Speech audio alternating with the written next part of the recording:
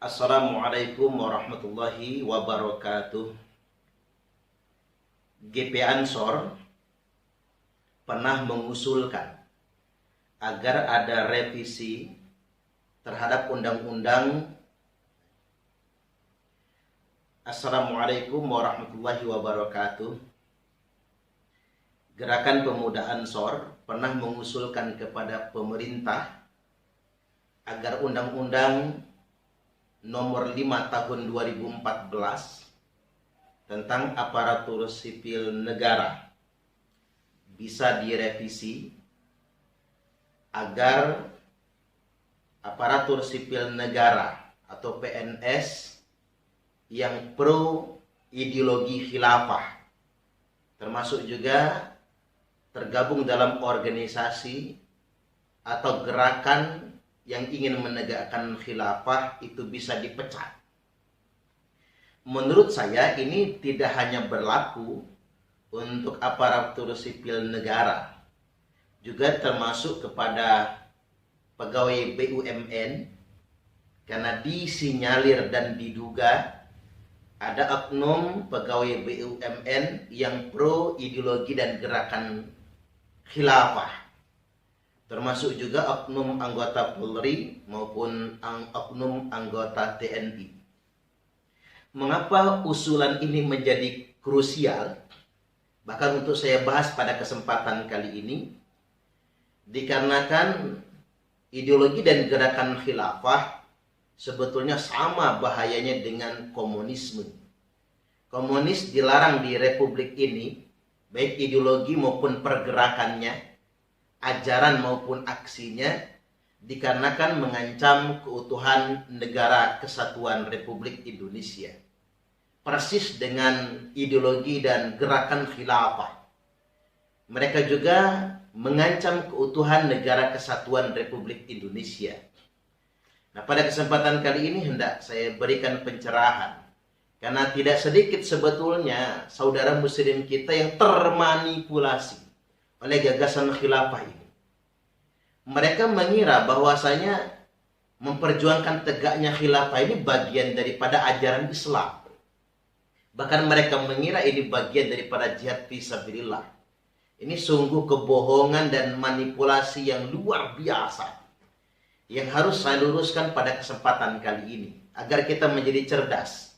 Di awal sekali lagi hendak saya tekankan kepada segenap kaum muslimin, terutama warga bangsa Indonesia, jangan pernah percaya dengan ide-ide dan pergerakan orang-orang yang menegakkan khilafah, lalu memanipulasi umat dengan mengatasnamakan ini adalah perjuangan Islam.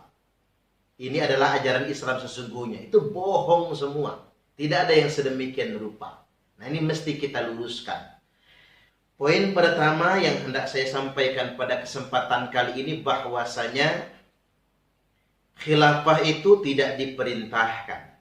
Makanya tidak ada satupun dalil nakli, hujjah sekalipun dalam Al-Quran maupun hadis yang memerintahkan kita wajib mendirikan khilafah. Jadi kalau ada semacam Hizbut Tahrir misalnya, atau semacam Khilafatul Muslimin, atau kelompok-kelompok yang lainnya, ingin mengajak kita mendirikan khilafah, seolah-olah itu sebuah kewajiban, dia sedang memanipulasi ajaran Islam. Karena memang pada kenyataannya tidak ada satupun perintahnya untuk menegakkan khilafah tersebut. Ini poin yang mesti kita sadari terlebih dahulu. Karena Islam tidak mengajarkan bagaimana format bentuk sebuah sistem kepemimpinan.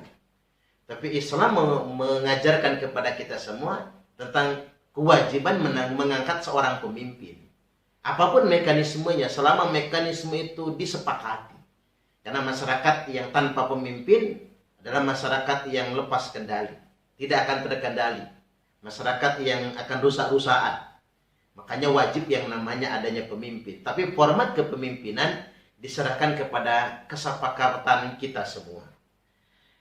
Nah, sekali lagi ingin saya tegaskan bahwasanya tidak ada satupun dalil yang mewajibkan untuk menegakkan khilafah. Ini yang harus kita sepakati dulu. Nah, sampai hari ini kelompok-kelompok pejuang khilafah, pengasong-pengasong khilafah itu mereka menyepakati. Tidak ada dalil perintahnya dalam Al-Quran maupun hadis yang memerintahkan menegakkan khilafah. Lalu mereka ngeles, tapi kan nggak ada larangannya. Nah, inilah persoalannya. Inilah larangan sesungguhnya. Ketika orang hendak menegakkan khilafah atau memperjuangkan khilafah, maka dia akan membubarkan negaranya sendiri. Jadi ini yang harus kita sadari. Ini yang harus betul-betul kita pahami. Semua orang di negeri ini yang ingin menegakkan khilafah itu secara tidak langsung dia ingin membubarkan negaranya sendiri. Dia ingin memberontak negara kesatuan Republik Indonesia. Dan ini merupakan ancaman terhadap keutuhan negara kesatuan Republik Indonesia. Makanya kelompok-kelompok pengasuh khilafah ini harus kita tegaskan musuh kita bersama. Karena dia akan menghancurkan negara ini.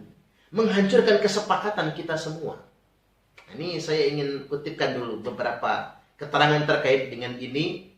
Misalnya dari Imam Ali karamallahu wajhah. Beliau berkata, "Idza ra'aitumur rayatis sud."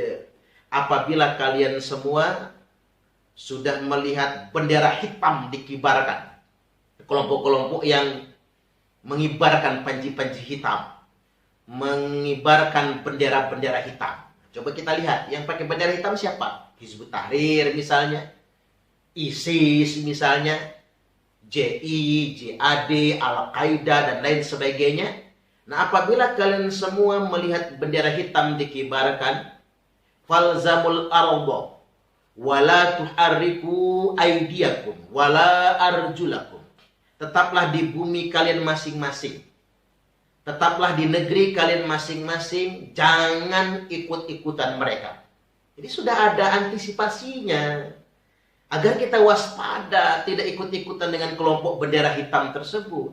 Karena mereka itu adalah kelompok bendera hitam palsu. Wala tuhariku aydiyakum wala arjulakum. Jangan gerakkan tangan kalian. Jangan gerakkan kaki kalian. Maksudnya apa? Jangan beranjak sedikit pun, jangan ikut-ikutan kelompok bendera hitam palsu. Ini kan matching dia. HTI misalnya contohnya, mereka ingin menegakkan khilafah, simbolnya selalu bendera hitam. Untuk kita sudah mendapatkan informasi tentang keterangan dari Imam Ali, jangan ikut-ikutan mereka. Karena mereka itu kelompok bendera hitam palsu. Qulubuhum kazuburil hadid. Hati mereka tuh keras bagaikan baja. Jadi jangan heran kalau kita tuh susah menyadarkan mereka. Susah mendakwahi mereka. Karena hati mereka keras bagaikan baja. Gak bisa diingatin. Bebel. Kalau kata orang sekarang itu apa? Bebel, bengal. Bengal. Ngotot, ngetet, ngeyel, merengkel. Ngapa dia bebel? Ngapa dia bengal? Karena hatinya yang keras. Makanya kita sering menyebutkan mereka itu kelompok radikal. Nah, radikal ini kekerasan hati mereka. Jadi jangan heran ketika mereka tuh nggak ada lembut-lembutnya. Sangar beragamanya, menakut-nakuti, susah diingatkan. Sukanya menyebar fitnah, menyebar hoax, mengajak permusuhan, membangun narasi-narasi kebencian kepada pemerintah yang sah. Itu memang kerjaan mereka. Karena memang mereka tuh hatinya keras bagaikan baja. Qulubuhum kazuburil hadid. Hati mereka itu keras bagaikan baja. La yafuna bi ahdin wala mitsaqin. Dan ciri pokok mereka, mereka selalu merusak bi ahdin wala mitsaqin. La yafuna, tidak pernah menetapi janji dan kesepakatan. Nah, riwayat ini membicarakan tentang sebuah kesepakatan. Nah, Indonesia ini negara kesepakatan. Negara yang dibangun berdasarkan perjanjian. Negara Indonesia ini menjiplak negara Madinah yang dulu didirikan oleh Nabiullah Muhammad sallallahu alaihi wasallam. Nabi mendirikan negara Madinah, tidak menyebutnya sebagai daulah Islamiyah, negara Madinah sebagai sebuah negara kesepakatan. Ada banyak suku di sana, bahkan ada banyak agama yang bersepakat kepada Nabi untuk mendirikan sebuah negara namanya negara Madinah. Dasar negaranya, konstitusinya bukan Al-Quran. Kan kita sering ditipu oleh orang-orang HTI misalnya. Dan konco-konconya itu. Pengasong-pengasong khilafah. Mereka menawarkan konstitusi bernegara itu adalah Al-Quran. Ini kan bohong sangat. Mengapa bohong sangat? Nabi tidak menjadikan Al-Quran sebagai konstitusi. Konstitusi itu adalah kesepakatan manusia, karya pikir manusia. Jadi kalau Al-Quran dijadikan konstitusi, sama saja dia mereduksi nilai Al-Quran, mereduksi kemuliaan Al-Quran, bahkan merendahkan Al-Quran itu sendiri. Yang benar, Al-Quran itu adalah wahyu Allah, pedoman hidup kita, bukan konstitusi dalam bernegara. Nah, Nabi membuat konstitusi dalam negara Madinah itu disebut dengan Sahifatul Madinah atau Al-Madinatu Masyrutiyah, Piagam Madinah. Nah, persis dengan Indonesia, kita punya negara kesepakatan, negara perjanjian. Namanya apa? Negara Kesatuan Republik Indonesia. Ada banyak suku di negara kita ini. Ada banyak background kebudayaan. Ada banyak agama yang bersepakat dalam sebuah komitmen Bhinneka Tunggal Ika. Kan keren sekali. Bersepakat dalam Bhinneka Tunggal Ika, terwujudlah negara Kesatuan Republik Indonesia dengan ideologi Pancasila, dengan konstitusi Undang-Undang Dasar 1945. Nah, ini kesepakatan kita, dan kesepakatan ini mahal sekali dan wajib untuk kita jaga. Karena perintah Allah di dalam Al-Quran, kita semua wajib menepati janji, wajib menepati kesepakatan. Nah, ciri kelompok pengasong-pengasong khilafah ini, jadi kelompok bendera hitam palsu ini sudah ditegaskan bahwasanya la yafuna bi ahdin wala mitsaqin.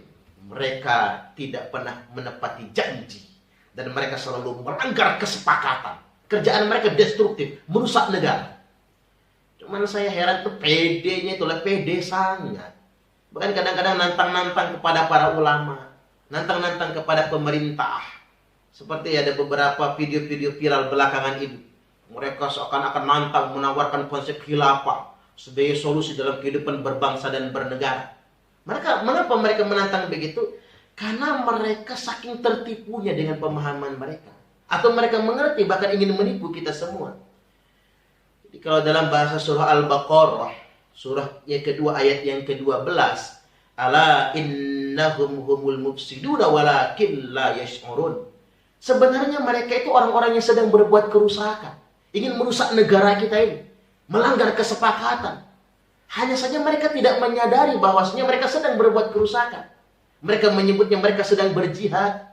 Mereka menyebutnya sedang menegakkan syariat Islam. Mereka menyebut diri mereka sedang berjuang, padahal mereka sebenarnya bukan sedang berbuat kebajikan, bukan sedang berjihad di jalan Allah, tapi mereka sedang berbuat kerusakan. Karena mengapa? La yafuna bi ahdin wala mitsaqin. Mereka melanggar perjanjian dan merusak kesepakatan dalam bingkai negara Kesatuan Republik Indonesia. Maka kelompok-kelompok seperti ini jangan kita bela. Umat Islam khususnya harus sadar. Kelompok-kelompok begini jangan diberi angin segar. Harus benar-benar kita perangi, kita minimalisir. Dengan cara-cara yang bijak tentunya. Agar tidak berkembang. Jangan dikasih panggung. Di majelis-majelis kita, di masjid-masjid dan lain sebagainya. Karena ini merusak sekali. Terlalu banyak orang awam yang sudah menjadi korban mereka. Bahkan tadi seperti yang disebutkan di awal, aparatur sipil negara yang mestinya mereka di garda terdepan menjaga NKRI, malah mereka pro khilafah. Oknum anggota Polri yang terpapar kelompok pro khilafah. Oknum anggota TNI, termasuk pegawai-pegawai BUMN. Mereka, apa jadinya negara ini, kita ini kalau mereka, orang-orang yang mestinya menjaga negara ini, justru malah ingin membubarkan negara ini. Nah, mengapa mereka semakin pede selain hati mereka memang keras, pemahaman mereka memang salah? Karena memang juga tidak ada regulasi yang tegas. Nah, mengapa di Indonesia ini orang tidak berani membanggakan PKI misalnya? Orang tidak berani mengajarkan ajaran komunisme. Karena kita punya regulasi yang tegas. Siapapun yang mengajarkannya bisa dipidanakan. Sama dengan kelompok pro-khilafah ini. Ketika ada regulasi yang tegas, tidak akan ada lagi yang berani mengajarkan sedemikian rupa. Jadi ingin saya tegaskan di awal bahwasanya khilafah sama sekali tidak diperintahkan. Maka siapapun umat Islam, apapun motivasinya yang hendak menegakkan khilafah, maka itu adalah sebuah kepalsuan, sebuah kebohongan, dan sesuatu yang sangat mubazir sekali. Ini poin pertama yang perlu ditegaskan. Poin kedua yang perlu ditegaskan bahwasanya khilafah tersebut kan hanya berlaku 30 tahun di awal saja. Saya ambilkan contoh misalnya, ini untuk mengkanter kampanye orang-orang HTI termasuk Khilafatul Muslimin tentang perkara ini sebetulnya. Jadi diriwayatkan bahwasanya Rasulullah Shallallahu Alaihi Wasallam telah bersabda, al khilafatu fi ummati 30 sanah. Khilafah di tengah-tengah umatku itu, kata Nabi, hanya sampai 30 tahun saja. Ini loh Nabi yang menegaskan. Khilafah itu kan pemimpin pengganti Nabi. Itu kan predikatnya mereka menjadi pemimpin, tapi status mereka itu sebagai pemimpin pengganti Nabi. Tentunya kriteria mereka memang mendekati kriteria Nabi. Makanya orang-orang yang bisa melakukan itu adalah orang-orang yang sangat dekat dengan Nabi. Ya, ini 4 sahabat Nabi, 4 khalifah tersebut, Abu Bakar, Umar, Utsman, dan Ali radhiyallahu anhu. Beliau-beliaulah yang layak untuk disebut sebagai khalifah pengganti Nabi. Nah, maka Nabi menegaskan al-khilafatu fi ummati 30 sanah. Khilafah di tengah-tengah umatku hanya berlaku 30 tahun saja. Maka di sini kemudian diterangkan, imsik alaika khilafata Abi Bakrin. Coba hitung olehmu bahwasanya khalifah Abu Bakar. Ini diceritakan oleh Safinah mengatakan, coba hitung oleh kalian semua. Khilafah Abu Bakar itu 2 tahun. Kemudian wa khilafatu Umar, khilafah Umar, kekhalifahan Umar itu berlaku 10 tahun. Wa khilafat Utsman 12 tahun. Kemudian wa khilafat Ali 6 tahun. Jadi 2 tahun Abu Bakar, tambah 10 tahun Umar 12, tambah 12 tahun Utsman 24, tambah Ali 6, pas 30 tahun. Jadi tidak lebih daripada itu. Kemudian di sini dikatakan tsumma mulkun. Setelah 30 tahun masa kekhilafahan itu diganti dengan kerajaan. Kadang-kadang orang HT itu nyebut Bani Umayyah khilafah, Bani Abbasiyah khilafah. Itu bohong semua. Sampai Turki Utsmani khilafah, itu bukan khilafah. Itu sistem kerajaan namanya. Jadi setelah 30 tahun periode kekhilafahan akan diganti dengan masa kerajaan. Bahkan di sini dikatakan Abu Sa'id Al-Khudri mengatakan bahwasanya banyak orang mengklaim inna Bani Umayyah yaz'amuna annal khilafata fihim. Sesungguhnya orang-orang Bani Umayyah, kata Abu Sa'id Al-Khudri, mengklaim bahwasanya zaman Bani Umayyah itu adalah zaman kekhilafahan. Ini klaim Bani Umayyah ya. Bani Umayyah yang berkuasa hampir 1 abad, 90 tahun lebih itu mengklaim bahwasanya mereka adalah periode kekhilafahan. Tapi apa kata Abu Sa'id Al-Khudri? Beliau mengatakan kadzaba. Itu semua berdusta. Jadi sebuah kedustaan. Balhum muluk. Yang benar Bani Umayyah adalah muluk, zaman monarki. Zaman kerajaan, bukan khilafah. Nah, ini yang mesti diluruskan. Hadis ini dikatakan oleh Imam Tirmidzi, hada haditsun hasan. Ini adalah hadis hasan sahih, diriwayatkan oleh Imam At-Tirmidzi pada bab yang ke-41 pada kitab Sunan Tirmidzi di jilid yang ketiga untuk nomor hadis 2326. Kita bisa rujuk sendiri. Ini poin yang kedua. Nah, poin yang ketiga yang hendak saya sampaikan pada kesempatan kali ini bahwasanya khilafah Islamiyah yang dicita-citakan oleh HTI, Khilafatul Muslimin, ISIS, JI, termasuk Ikhwanul Muslimin di Mesir sebagainya itu khayalan semua sebetulnya. Karena dalam benak mereka, dalam bayangan konsep mereka, dalam khayalan mereka, khilafah internasional itu dunia internasional global nih, semua negara dan semua benua, mulai dari Afrika, benua Asia, benua Eropa, termasuk juga benua Australia dan sebagainya, hanya ada satu pemimpin tunggal. Jadi ada sebuah khilafah internasional dengan satu khalifah. Kan ngayal. Coba kita bayangkan pakai nalar yang waras, nurani yang sehat, bukan dengan arogansi kepicikan, bukan. Apa bisa seantero dunia internasional ini punya satu pemimpin? Nanti siapa orangnya? Joe Biden atau Vladimir Putin atau Zelensky misalnya, atau Pak Presiden Jokowi misalnya, atau Raja Salman, atau siapa yang akan kita jadikan khalifah? Kita ini boro-boro mau punya satu khalifah internasional yang tetanggaan Rusia sama Ukraina saja berperang, Irak saja perang saudara, Yaman saja perang saudara, Suriah saja perang saudara. Lantas siapa yang mau kita jadikan khalifah? Bahkan di Indonesia ini pilih presiden saja sudah kayak pisah keimanan. Na'udzubillahi min dzalik. Coba kita lihat para aktor-aktor politik di Indonesia ini memanipulasi masyarakat. Perbedaan pilihan politik seperti sudah perbedaan yang sangat mendasar. Ini menjadi sebuah permusuhan. Sampai hari ini ada sebagian masyarakat Indonesia yang belum menerima Pak Jokowi sebagai presidennya. Aneh-aneh. Gitu dia ingin menegakkan khilafah. Ingin punya satu pemimpin internasional. Sekedar menerima Pak Jokowi sebagai presiden yang sah di Indonesia saja mereka tidak terima. Ini fakta. Ini mengemuka bagi kita semua. Sampai hari ini ada orang yang masih menuduh Pak Jokowi itu menipu, memanipulasi suara, curang. Bahkan ustadz-ustadz yang bersorban, bahkan berjanggut, bahkan mengkhutbahkan dengan bahasa agama, membangun narasi fitnah di mana-mana. Pemerintah ini komunis lah, subhanallah. Coba kita lihat di media-media sosial. Orang-orang yang berjubahkan agama, menyebar fitnah dengan penuh keyakinan dan dipercaya oleh orang awam. Memfitnah pemerintah ini komunis, antek Cina, na'udzubillahi min dzalik. Dan membangun fitnah bahwasanya Presiden Jokowi menang berdasarkan kecurangan. Saya berharap ini karena fitnah ini masih menyebar.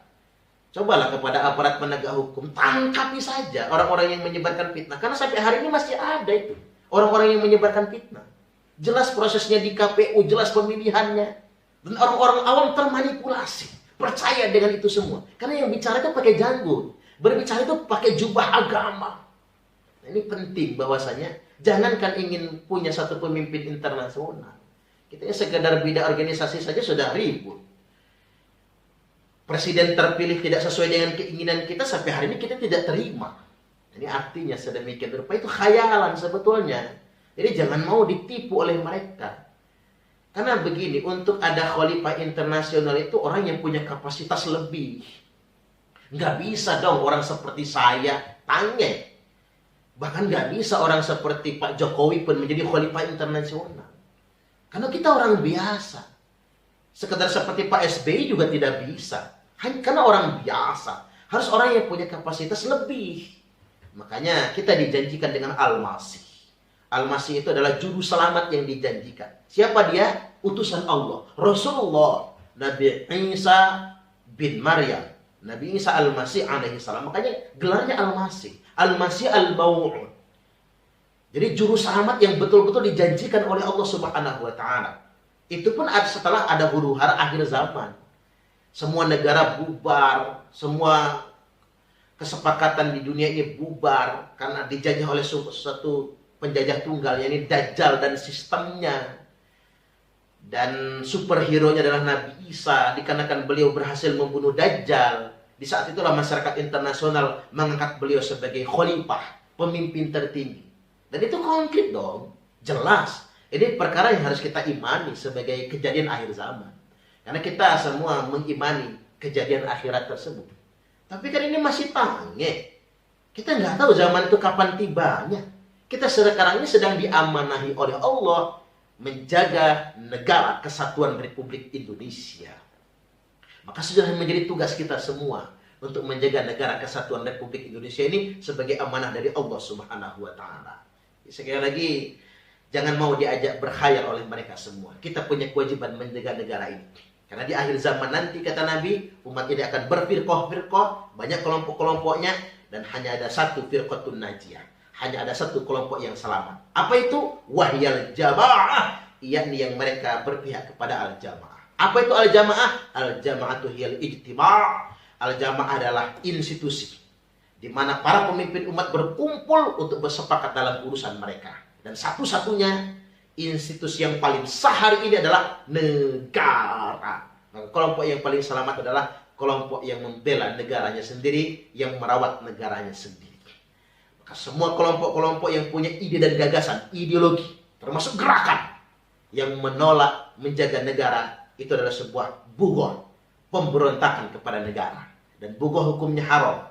Nabi SAW telah bersabda, Wa man mata wa huwa mufariqul lil jamaah, barang siapa yang mati dalam keadaan menggugat al-jamaah, memisahkan diri dari negara, menolak negara kesatuan Republik Indonesia, menolak al-jamaahnya sendiri, dan ingin melawannya, maka mitatan jahiliyah, maka matinya mati jahiliyah.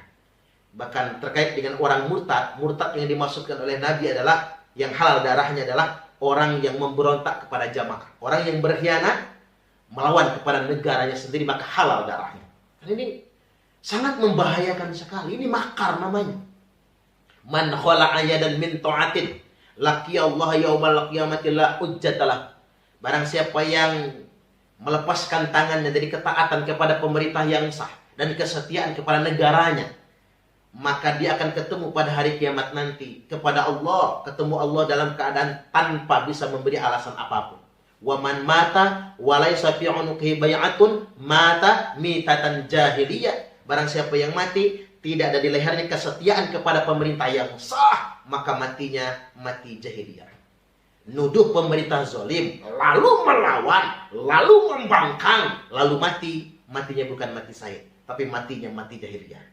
Jadi mari kita gunakan nalar waras kita, hati kesadaran kita. Semua ajaran yang mengajak kita melawan negara sendiri adalah ajaran yang sesat dan menyimpang. Jangan pernah mau diperdayakan oleh mereka semua.